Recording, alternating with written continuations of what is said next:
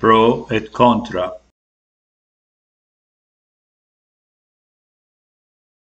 The Department of Defense, the Pentagon, by definition, by its name, it's supposed to exist to defend the United States, to keep us safe, to keep us out of wars that we don't need to fight. And if we do have to fight, to make sure that we finish them. That's the purpose of having a national defense force.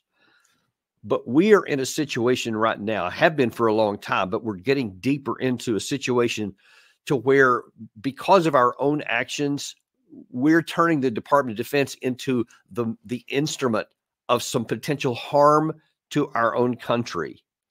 Now, we talk a lot about some of the foolish decisions that a lot of our leaders make, about some crazy things they may say, things that are irrational, illogical, and sometimes that makes you roll your eyes or so. But I'm going to show you in context how some of the things that are going on in some of the biggest theaters of operation right now are much more concerning than first meets the eye. It's not just a matter of, well, that's not smart, or, well, if Trump was in, he would do better, or anything like that. This is the arrogance and hubris of our country's leaders, of the elite right now, that is almost contradicting what the Department of Defense is supposed to be for, and actually putting us at increased risk.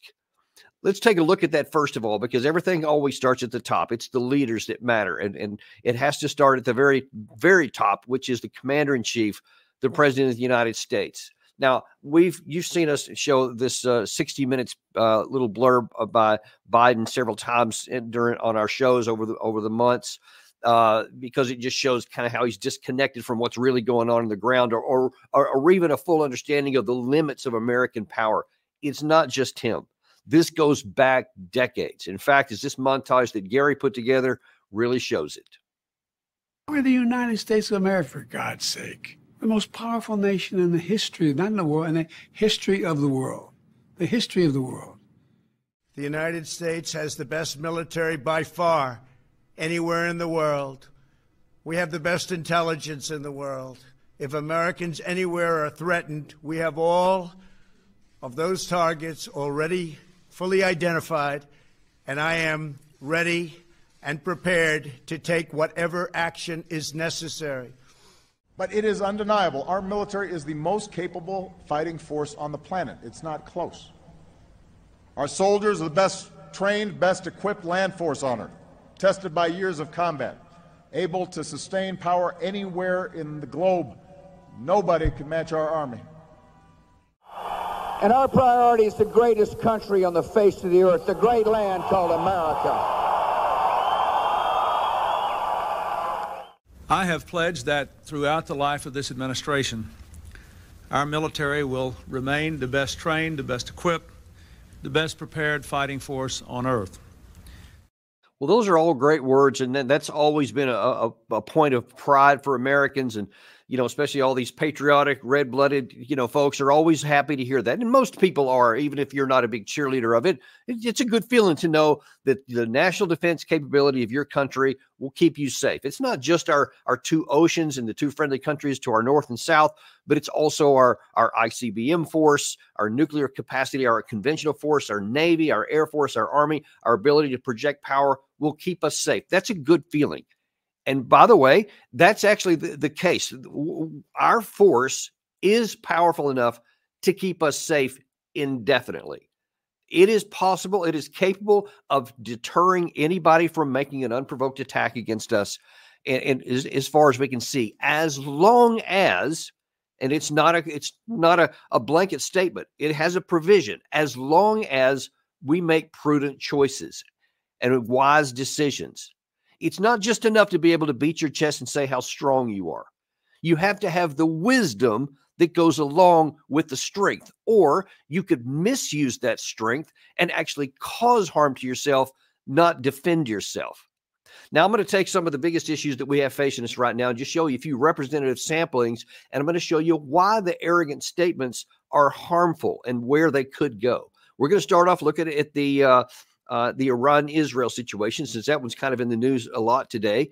And then we're going to go to the Russia-Ukraine war, and then we're going to go to the Indo-Pacific. And in each case, you're going to see some really arrogant, presumptuous statements that are not backed up by ground truth reality. Let's start off first with the Israel-Hamas situation. And we have David Petraeus, who's arguing here that, yes, we need to support Israel doing whatever they're going to do into Rafah.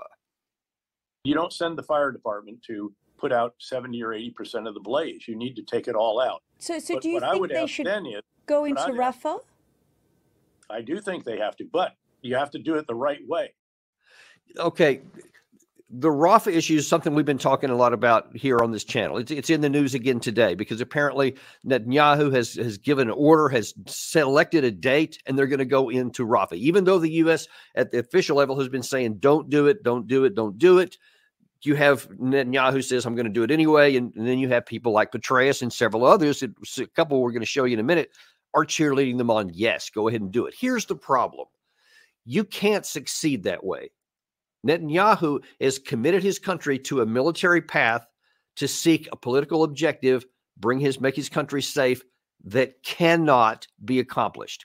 David Petraeus, of all people in America, should know that that is an unattainable military objective, and especially in Rafah, because Rafah is where so many people have gone. There's now over 1 million people in that area, and there's nowhere for them to go. But we've seen that the Israeli army has just recently left Khan Yunis after they occupied that area, and it's nothing but a moonscape. It looks like something from World War II. It was just wiped out. There's nothing but skeletons of buildings left over.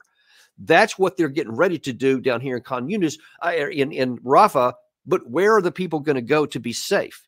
And if he goes in there and there is no path to get the people out, then the casualties that have been sparked up to this point, allegedly over 33,000 Palestinian people have been killed, mostly women and children.